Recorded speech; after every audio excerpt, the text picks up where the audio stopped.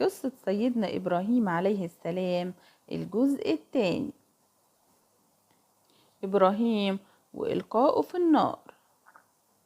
وقفنا المرة اللي فاتت عند إبراهيم عليه السلام لما كسر الأصنام كلها ما عدا أكبر واحد فيهم وعلق الفاس عليه. وبعدين قومه لما رجعوا من العيد بتاعهم راحوا يشوفوا الآلهة لقوهم متكسرين وسألوا مين اللي عمل فيهم كده. فبعض الناس قالوا احنا سمعنا شاب اسمه إبراهيم بينتقد الآلهة بتاعتنا ويذكرها بالسوء، فقالوا هاتوه قصاد الناس كلهم عشان يشهدوا عليه. وفعلا جابوا إبراهيم عليه السلام وسألوه قصاد الناس كلهم انت اللي كسرت آلهتنا يا إبراهيم؟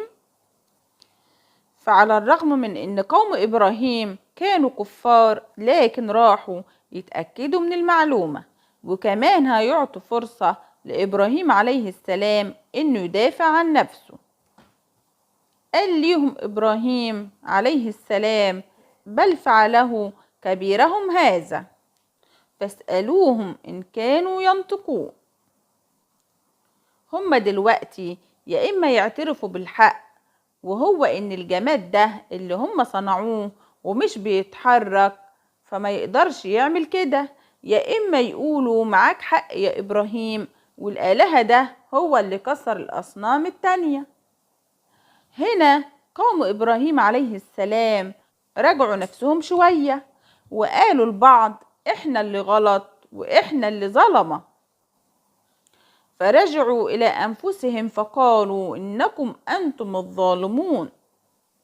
لكن لحظة الصدق مع النفس اللي بتبقى أول بوابات الوصول للحق ما استمرتش كتير للأسف، ورجعوا عن كلامهم واستكبروا عن اتباع الحق وقالوا لإبراهيم ما انت عارف إنهم مش بيتكلموا. فإبراهيم عليه السلام قال لهم يبقى ليه بتعبدوا ما لا ينفعكم ولا يضركم؟ ولا حتى كانت قادرة تدافع عن نفسها ضد التحطيم. قال أتعبدون من دون الله ما لا ينفعكم شيئا ولا يضركم أف لكم ولما تعبدون من دون الله أفلا تعقلون. هنا قوم إبراهيم عليه السلام لما لقوا نفسهم ما عندهمش أي كلام يردوا بيه راحوا مستخدمين مبدأ القوة والبطش. قالوا احنا هنحرقه وننصر آلهتنا. قالوا احرقوه وانصروا آلهتكم إن كنتم فاعلين. وده مبدأ الشخص اللي مش بيبقى عارف يرد. لما تكون بتكلم حد وانت معاك الحق وعمال تقول الدلائل بتاعتك والتاني مش عارف يرد، تلاقيه فجأة راح مزعق، ممكن يشتم، يتهمك بحاجة مش فيك عشان يتهرب من الحوار بأي طريقة ويقلب عليك الترابيزة زي ما بيقولوا، ويقولك مثلا أسلوبك وحش وروح بص لنفسك الأول خليك في حالك. ما هو خلاص ما عندوش أي كلام مقنع، فتلاقيه حول الموضوع لناحية تانية خالص علشان ما يطلعش غلطان وتطلع انت انتصرت عليه. وده اللي عملوه قوم إبراهيم عليه السلام لما قالوا يلا احرقوه وخلونا نخلص من القصة دي كلها. فما كان جواب قومه إلا أن قالوا اقتلوه أو احرقوه. فحفروا خندق وقعدوا يجمعوا الخشب عشان يولعوا نار.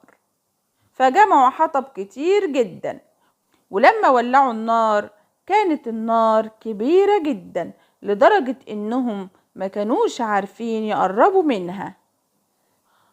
قذفوا سيدنا إبراهيم عليه السلام في النار، وفي اللحظة اللي رموه فيها إبراهيم عليه السلام قال حسبي الله ونعم الوكيل. حسبي الله يعني ربنا يكفيني، ونعم الوكيل يعني لا أتوكل على أحد غيره. فربنا قال للنار يا نار كوني بردا وسلاما على إبراهيم. ولو كان ربنا سبحانه وتعالى قال بردا بس كان برد النار أضر بإبراهيم، لكن ربنا سبحانه وتعالى قال برد وفي نفس الوقت سلام، يعني لا تؤذيه، تكون في درجة حرارة مناسبة. فالنار لا تحرق إلا بأمر الله، والسكين لا تقطع إلا بأمر الله. محدش ليه القدرة بذاته، ربنا هو اللي بيعطي القدرة للشيء. واعلم إن الأمة لو اجتمعت على أن يضروك بشيء لن يضروك إلا بشيء قد كتبه الله عليك. يعني أي حد بيؤذيك الأذى ده حصل بأمر الله وإذنه ومشيئته. زي كمان تعاويذ السحر، وما هم بضارين به من أحد إلا بإذن الله. فساعتها نقول إيه؟ نقول كما قال إبراهيم عليه السلام بكل يقين: حسبي الله ونعم الوكيل. إبراهيم عليه السلام قعد في النار لحد ما انطفت، وكانت كل الحيوانات بتحاول تطفي النار على إبراهيم حتى الضفدع، كله بيطفي النار إلا الوزغ اللي هو البرص، كان بينفخ في النار علشان تشتعل أكتر. علشان كده رسول الله صلى الله عليه وسلم نهى عن قتل الضفدع وأمر بقتل الوزغ. ممكن حد يسأل: طيب مش كده ظلم؟ ايه ذنب ان ذرية الوزغ كلها تتقتل علشان واحد بس كان بينفخ في النار؟ هو قتل الوزغ مش بس عشان كده، لكن بنقتله كمان زي ما بنقتل الفواسق الخمسة اللي رسول الله صلى الله عليه وسلم أمر إننا نقتلها حتى لو إحنا في الحرم أو محرمين، لأنه مؤذي وخبيث بطبعه ويفسد الطعام. الفواسق الخمسة هما الحية والعقرب والفأرة والكلب العقور والحدقة والحداية. يقال إن إبراهيم قعد في النار 40 أو 50 يوم، وإن إبراهيم عليه السلام قال إن أفضل أيام عاشها كانت الأيام اللي كانت في النار، لكن مفيش دليل واضح على الكلام ده. بعد ما خرج إبراهيم عليه السلام من النار الناس اتصدمت، طالع من النار سليم مفيهوش أي خدش، النار حتى ما حرقتش هدومه، الحاجة الوحيدة اللي النار حرقتها كان الحبل اللي كانوا مقيدينه بيه. قال تعالى: وأرادوا به كيدا فجعلناهم الأخسرين. ورغم إن قوم إبراهيم شافوا المعجزة دي قصادهم برضو ما أمنوش وفضلوا كفار زي ما هم. واحد بس هو اللي آمن بإبراهيم عليه السلام، وهو لوط عليه السلام، وكان ابن أخو سيدنا إبراهيم عليه السلام، يعني إبراهيم عم لوط عليهم السلام. قال سيدنا إبراهيم: إني مهاجر إلى ربي. إبراهيم عليه السلام يئس منهم ومن عنادهم، فهيعمل إيه أكتر من كده؟ فقرر إنه يهاجر ويسيب أهله ووطنه عشان يروح مكان تاني يعبد فيه ربنا ويوصل دين ربنا لناس تانية. سمع النمرود بقصة إبراهيم عليه السلام، والنمرود ده كان من ال4 ملوك اللي حكموا الأرض، والملوك ال4 دول 2 مسلمين و2 كفار. ال2 المسلمين كانوا ذو القرنين وسليمان عليه السلام، وال2 الكفار كانوا النمرود وبختنصر. وكان النمرود بيدعي الربوبية، يعني بيقول إنه رب، والرب معناه مالك كل شيء، وهو الخالق، وهو المحيي والمميت، وهو النافع والضار. وده بنسميه عندنا في الإسلام توحيد الربوبية. وطبعا معنى الرب غير معنى الإله، لأن الإله معناه هو من يستحق العبادة، وأي عبادة بنعملها من صلاة أو ذكر أو ذل أو خشوع أو تعظيم تكون لله وبس، وده اسمه توحيد الألوهية. علشان كده احنا بنقول لا إله إلا الله، اللي هي كلمة التوحيد، يعني كأننا بنقول مفيش حد يستحق العبادة غيرك يا الله. فالنمرود بقى من قوته وجبروته كان بيقول إنه رب، فقعد يجادل إبراهيم ويسأله هو مين ربك ده؟ ألم تر إلى الذي حاج إبراهيم في ربه أن آتاه الله الملك؟ قال إبراهيم عليه السلام ربي الذي يحيي ويميت.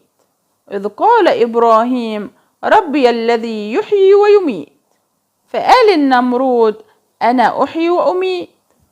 وعشان يثبت إنه يحيي ويميت جاب 2 محكوم عليهم بالإعدام، وقال أنا هعفو عن ده ويبقى كده أنا أحييته، وهقتل ده ويبقى كده أنا موتته.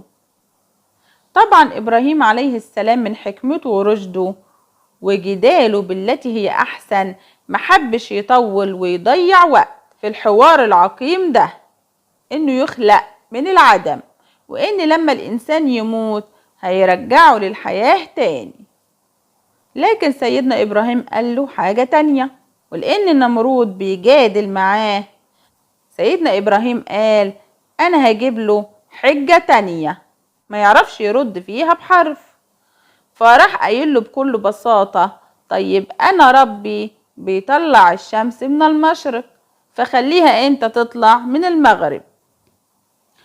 قال إبراهيم فإن الله يأتي بالشمس من المشرق فأتي بها من المغرب.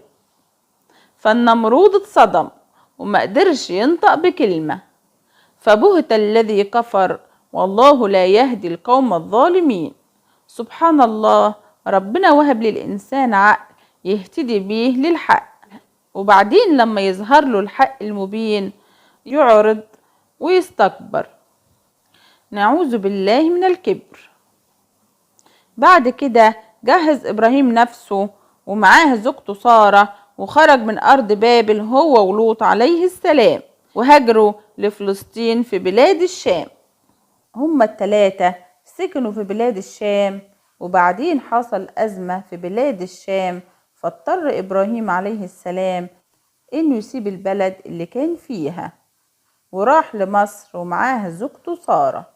أما لوط فراح سكن على حدود فلسطين في أقصى جنوب البحر الميت مع قوم اسمهم سدوم، وهتعرف قصتهم بعدين إن شاء الله. لما إبراهيم عليه السلام دخل مصر كان ساعتها بيحكم مصر ملك جبار، وكلمة جبار بيقولوها على الشخص اللي قتل ناس كتير. فالملأ والحاشية بتاعته قالوا له إن في واحدة ما شافوش في جمالها حد دخلت مصر، وكانت سارة أجمل نساء العالمين بعد حواء، فقال ليهم يجيبوها له.